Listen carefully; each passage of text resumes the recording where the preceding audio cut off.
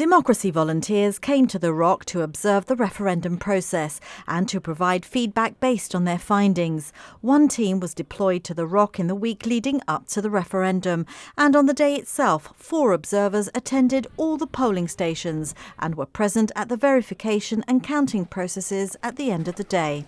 The report says they were impressed by the very well-managed administration of the referendum process and praised the conduct of staff throughout voting day, adding COVID-19 precautions were handled especially well.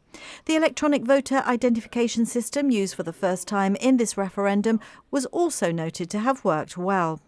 In terms of constructive criticism, democracy volunteers pointed to family voting, the practice by which family members influence others on how to cast their vote. This was identified at 4 out of 15 polling stations. While cases of this practice were low, the report encourages a proactive approach by staff to prevent such occurrences. It also said temporary ramps at polling stations occasionally moved out of place, but said disabled access to the stations was generally very good, with the addition of tactile voting devices to aid blind and partially sighted voters described as encouraging. There was some concern, however, about the requirement by polling staff to see the official mark on a ballot paper before it was placed in the ballot box.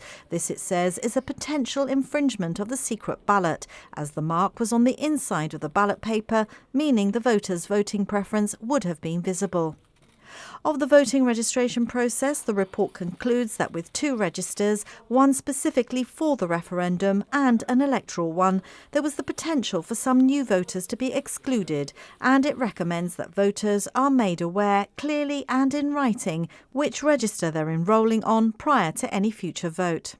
On gender balance, the report observes that 62% of staff at the polling stations were women, but that many of the presiding officers were men, with females undertaking the roles of handing out ballot papers and ensuring papers were correctly placed in the ballot box. Of the public service broadcaster, they said GBC took a strict interpretation of equality, going above and beyond the GRA guidelines and taking its responsibility to get things right very seriously.